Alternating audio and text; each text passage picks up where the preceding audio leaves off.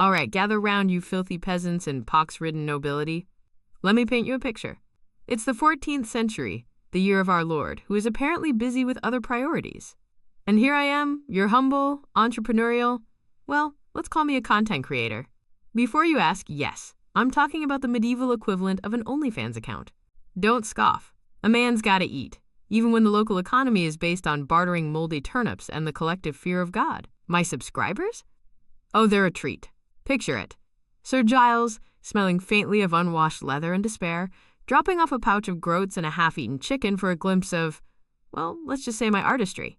Or Lady Beatrice, whose teeth are already falling out, but who still somehow manages to slip me a jeweled brooch for a hand-drawn depiction of her. Desires. It's a niche market, all right?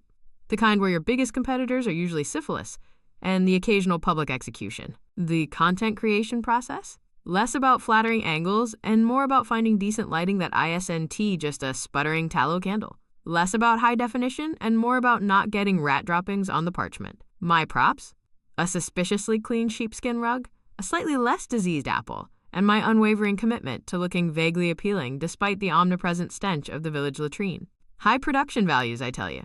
Real cutting-edge stuff for the era. The kind of stuff that would get you burned at the stake if the local priest had better eyesight. My clientele were, shall we say, discerning. Or perhaps just desperately bored and utterly devoid of anything resembling a social life beyond the local tavern brawl. We're talking about lords who've run out of serfs to oppress, knights whose only true love is their horse, and merchants so rich they could afford a second set of rags. They yearned for something, more than the daily spectacle of public floggings and unholy amounts of fermented cabbage. They yearned for my carefully curated, vaguely erotic, illuminated manuscripts. Priceless, really. For me, they were price-generating. And then, like a particularly unpleasant boil erupting on the backside of humanity, the plague arrived. Oh, don't look so surprised. You thought medieval life was just jousting and troubadours? No, it was mostly dysentery, and the lingering threat of your neighbor spontaneously turning black and dying in the street. But the Black Death? That was a game-changer. Suddenly, the air wasn't just thick with the smell of unwashed bodies and burning witches, it was also thick with the distinct aroma of dying. A new scent, not entirely unpleasant if you had a strong stomach and a profound sense of nihilism. At first, I didn't think much of it. A few less mouths to feed, a few less bodies clogging the streets. Efficient, in a brutal sort of way. Maybe the market for my intimate portraits would even increase. Desperation breeds innovation, right? People are facing the inevitable, so why not go out with a bang? Or at least, a hand-drawn depiction of one. I even considered a new line of Memento Mori-themed content. Really lean into the morbid aesthetic. Call it the Pestilence package.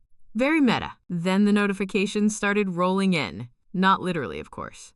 My notifications were the grim silence from the manor house, the sudden absence of a familiar stench from Sir Bartholomew's usual lurking spot, or the unceremonious dumping of another familiar bloated corpse into the plague pit. Another one bites the bubonic dust, I'd murmur, not with sorrow, but with the cold, hard realization of lost income. My subscribers weren't just canceling. They were dying, permanently. Without a refund request, mind you. Savages. There went Lord Fitzwilliam, my most consistent patron, always good for a gilded goblet for a custom piece. He succumbed, apparently mid-sentence, while dictating a particularly explicit request involving a goat and a lute. Gone. Then Lady Mildred, who always paid in fine linen, a rare commodity. Her last payment was 2 days late, and then I heard the mournful cries of the gravediggers. No, I didn't cry for Mildred. I cried for the 2 yards of pristine fabric I was never going to get. My subscriber list dwindled faster than a beggar's last crumb.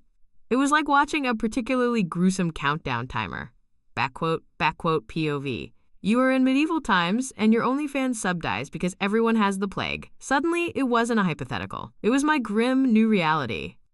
Who was left? A few hermits in the woods who hadn't caught word of the epidemic, probably. Or some seriously committed necromancers who were getting a different kind of premium content.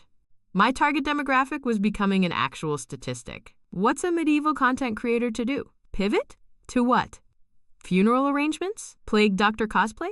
The market for discreetly exchanged, hand-copied, vaguely titillating illustrations plummets when your primary clientele is either too sick to hold a quill or too dead to care. I considered diversifying, perhaps a side hustle in plague masks, or just, digging my own grave. Efficiency is key in these trying times. No need to burden the overworked local sexton. So, yeah. My medieval OnlyFans experiment?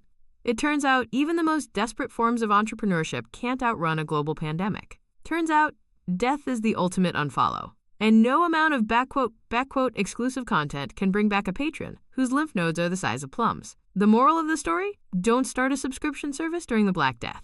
Or really ever. It's a thankless job, even when everyone isn't literally dropping like flies. Now, if you'll excuse me, I think I just coughed up a lung. Probably a new subscriber.